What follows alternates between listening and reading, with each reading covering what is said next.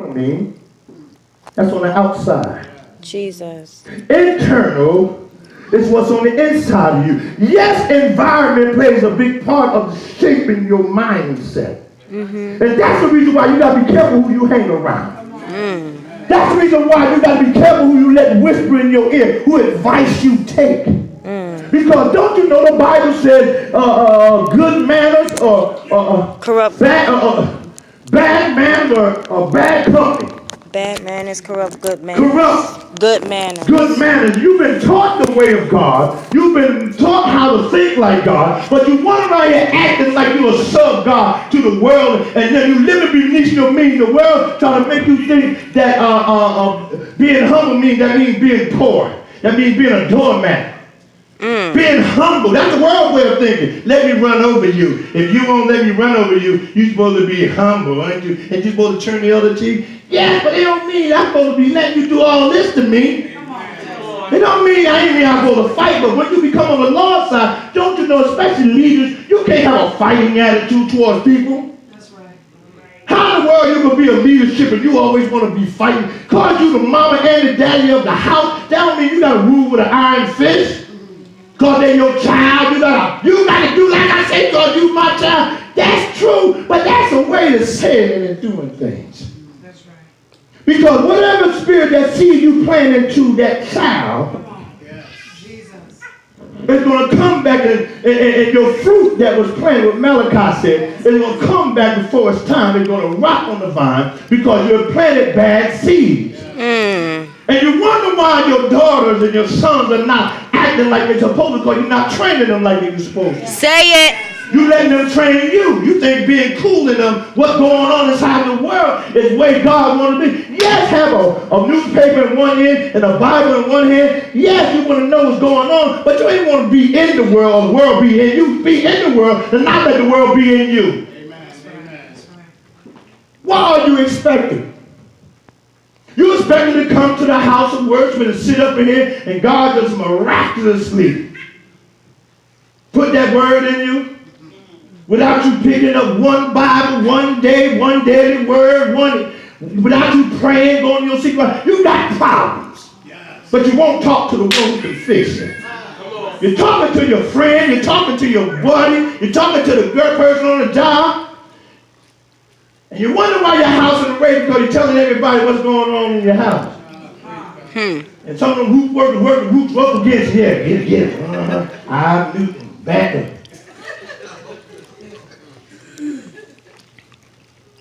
I mean, some folks just miss it because the whole point of that we look at God as some of us think God is a mail order book. Remember they used to have the mail catalog? Some of us think that something like that. Yes, I say. Now, when you pray to God, it's all right to ask God for stuff, but don't be so minded that every time you got to go to God, it's always about you got to ask Him for. Can't you just call Him on His name, just thank Him for what He's already done? Say it, Pastor. Proverbs 24:16 says, "For a just man falleth 7 times." 7. And I guess this way Dr. McClurkin got that song from We Fall, but we get back. He said, but he rises again. What's the difference between a successful man or woman and a failure?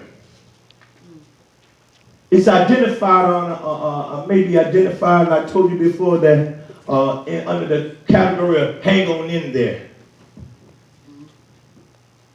The difference between a successful man or woman might be also categorized as a person who can't take it, what they do is quit. Yes. The person who hangs in there oftentimes has to work much harder than the person who was the quitter. They may not be smarter than the quitter. They may not be tougher than the quitter. They may not even be more qualified than a quitter or skilled or anything. What makes him or her a winner is the fact that he or she refused to give up on their dream. They're willing to work and do what is necessary to make sure that it comes to pass. Anybody here had that kind of determination that, yes, you have some dreams, but it seems like they are delayed? Well, don't you know if you just hang on in there and God be for you? God said you can ask what you will and it shall be done. Anybody here still have some dreams? Yes, Pastor. We also talked about last time about fear versus the faith. And we alluded to it earlier about fear actually opens the door to bad things happening to you. And I'm not talking about having a healthy case of fear. I'm just like fear to change. You're so used to being who you are. You're just used to things being bad, so you have fear of changing. We also talked about the theology of unbelieving believers. Remember that? There's some people who believe, but they need Lord to help their unbelief. They believe in God. They believe that they're born again. They pray and read the Bible faithfully. They live moral lives. They pray and pay their tithe or give their tithe. They are faithful to the church. They may not even get food. They may even get food for the bank. These are those people. They are still unbelieving believers if they don't allow God, that they don't trust God. Don't you know for us to believe, please God, we have to have faith in God? You can't heartily have faith in God and expect God to be a blessing unto you. But even though it rains on the just as well as the unjust, you got to understand by being captive by your internal thoughts, and your thoughts also governs your behavior. You can read a person's mind by what you see them do. And that's the reason why, and even though, yes, sometimes what you see is sometimes looks can be deceiving. But also sometimes what you're looking at, it is what it is. Somebody tries to tell you that ain't what it is. Eddie Murphy did that one time and tried to tell his girlfriend that wasn't him by the other girl's house. He said it wasn't me. As long as he kept saying it wasn't me, he believed and tried to get her to believe it. But the spirit of expectancy is when we end this teaching with the following three scriptures. We want to end it with this following three scriptures. That Matthew chapter 19 verse 26 says, "But Jesus beheld them and said unto them, with man this is impossible, but with God." When you ever want to memorize scripture, that's a scripture you might want to memorize, because all of us are going to run up against obstacles and trials and tribulations that's going to shake our faith. But if we remember what Matthew chapter 19 verse 26 says, with God all things are possible. 2 Peter chapter 1 verse 4 says, whereby are given unto us exceeding great and precious promises. Don't you know that God is a promise keeper? Yes. He is a promise keeper. The word of God is a life-changing word. The life-changing word. If you base your relationship with God based on his word, then you have God, because in the beginning was the word. And you can't have God without the word. And if you don't have the word and you don't know the word, you don't have God. Right. That there ain't no trick. Same thing when you go to school. You in your psychology class up there in Stockton, and the professor tell you, Rowan. Okay, I said Stockton, her face. Wrong college, wrong student. Your psychology professor tells you about Maslow and Skinner and Thoreau. Then you got to understand what those three theories deal with and come back and tell him. If you got the books, but you have not got in the books, and the books have not gotten in you, you can go to class and you may well get it incomplete. Because that's mercy right there. When the professor gives you an I, that means you have done nothing, not enough to pass, but I have enough mercy on you. I like you just enough to give you another chance. Thank you, Jesus. It's an incomplete. Same thing with the word of God. How can you say you love God? I really love the Lord. You love, no, I'm not. You love the Lord, but you don't know the Lord. Because you know a few scriptures, then if you know some scripture, but you ain't living none of it, I can be up here all day long, wow in the crowd and quoting scriptures and breaking down a text under the anointing of God, but still, under the power of God, but still I could be absent from the presence of God and relationship with God. Because God doesn't give gifts, but he'll take them back. But at the same time, if you're up here, you need to have a relationship with God. If you're in a leadership position, you're a child of God, you're in the church of any house of worship of God, don't you know you need to know God, that God that you say you're talking about? You need to know his word. Don't allow the captivities of this Babylonian ideology keep you so religious that you don't come to the house of God with any expectation of God doing anything. Say it. You come to the house just to continue in the same manner that you always did. God tell Jeremiah to tell them, listen, wherever you are, I need you to bless the Lord. I need you to no longer make babies and get married. I don't care. I know you're captain. I know things ain't going well for you. What Jeremiah told them, that God said, I'm going to be with you in the midst of it. All you got to do is have an expectation that I will show up. And when I show up, I'm going to show out. But I got a witness that Say it, Pastor. I'm just saying. It's time out for us going through the motions with God. Yes. You ain't getting no younger. And the world ain't going to be here that much longer. Come on now. Can you imagine the expectations of John and Peter? While Peter was going around cutting off people's ears. He had an expectation that one day that he will be in right standing with God. And even though he denied him, he said, I'm not going to quit and I'm not going to give up, because I heard him say that he's going away to... Come on. Can you imagine the expectation of John? Jesus. After he did all that he could do. John got excited one day and saw a great expectation. In his mind's eye, he said he saw a number that no man can count. I don't know how you feel about it, but I ain't going to be here all that long. I don't know if it's going to be cancer. I don't know if it's going to be diabetes. I don't know if it's going to be an accident. But one of these days, I'm not going to be here. But I got expectation. I will be walking through that street of gold. That he'll say, well done, my good and faithful servant. Do you want to see him? Is there anybody in here that wants to see the Lord? Jesus. You ain't going to be here forever. The roadblocks is your thinking. You think wrong. And you think the same that the world thinks. The roadblocks is your money.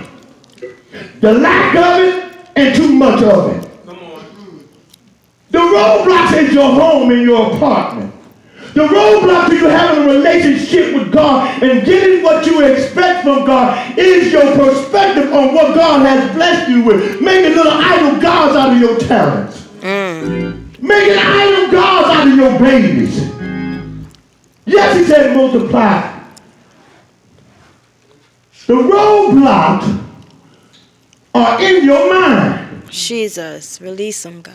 Because if you continue to stay stuck in your past glories, stay stuck in your past expectations, you will never receive what God has in store for you. Jesus. It's in your hands. Jesus, God. It's in your hands. You are a free will moral agent. You don't have a close relationship with God because you desire not to. You don't know the word of God like you ought to because you desire not to. Just like everything else you have, whatever you have, you desire to get it, you get whatever necessary to get it. But never thinking that it was God that made a way for you, just to let you know that he'll do it without your help. I'll do it without your help because I want you to have it, because I want you to know that I'm the kind of God who will make a way out of no way. It's in your hands. The spirit of expectation is closely tied to efficiency. God is an efficient God. Not only is he efficient, he's effective. That's good, Pastor. I look at my life and see how God likes to show off. Like to take nothing and nobody and make people look at it or him or her like they're something or somebody.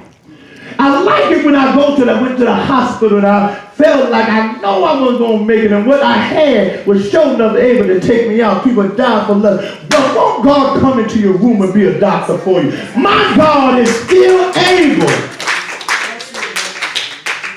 And as I close with the roadblocks, don't let the roadblocks of things that happen to you stop your expectations. Wow, God. If you have family members that you're estranged from, and one that you need to get away from, God will show you how to get away from them. And the one that you need to get closer to, He'll show you how to get closer to them. Don't you know my daughter and I, my grandsons, I'm in love with my grandsons. He sent me a text of a picture of his report cards. Man, he ain't got nothing but A's and B's and teacher write their comments about how excellent he is. Don't you know these are the prayers that I pray that we may be able to break the curse of having low expectations, and our grandkids will be the catalyst. And God has favored me to have an even better relationship with my daughter, because my daughter knows I'll co-sign message. And I tell you that to let you know that you ain't the only one got to go through some stuff. I got children too. I got grandkids too. Good Lord. Good Lord. Bills too. Got anxiety attacks too. I got to deal with pressures of life too. But do I just quit? Do I just give up? Yes, I got to work the ministry too, because God called me to work the ministry. I would be doing it if God was called. I would have been somewhere else. You're not washing my car, washing my friend's car, because somebody's going to have to ride somewhere. But don't you know you can have all the cars you want, but you can't walk? Reverend James Brown in the hospital got BMWs. You think he cared about that BMW? Reverend Brown in the hospital now got money in the bank. Tell me what you think, money. He get, but that still can't buy no help. That's right. Don't you know there's some pretty girls out here, and y'all little pretty girls? Some of these mothers tell you they used to be pretty too. They're just good looking now.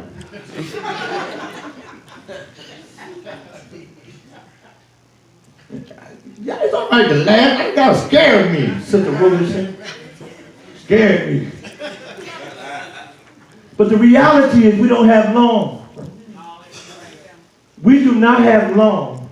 And the Lord soon comes around. And when you see situations like what happened in the church, in the movie theater a couple of times. Jesus. 9/11. Wars and rumors of wars and earthquakes and the land is sick. So much sin going on and the church is halfway being silent. Say it. Halfway.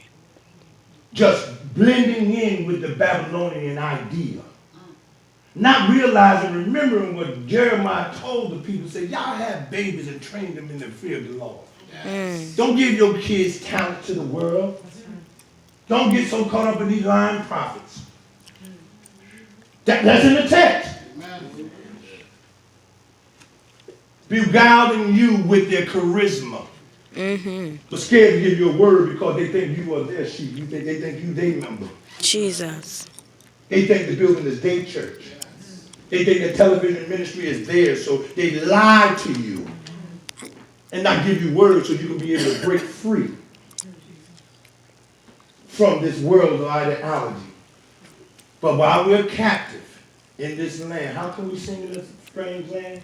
It's because God is on our side. Yes. Thank you, Father. I don't know about you, but that's a good thing. I go to sleep at night knowing that the angels are watching over me. I know that God got my back when I'm driving in my little car. What are you expecting from God? God got expectations of you. Yes, He did. I didn't just call you to come here and look pretty. I didn't call you just so you to come here and stir up trouble. I called you Because the harvest is plentiful. Yes, God. I planted mixed seeds. The harvest is plentiful. You say you want to work. Show me your faith by working. Mm-hmm. And I'll give you faith to work. Mm-hmm. Faith without it is It's dead. in your hand. Follow my plan.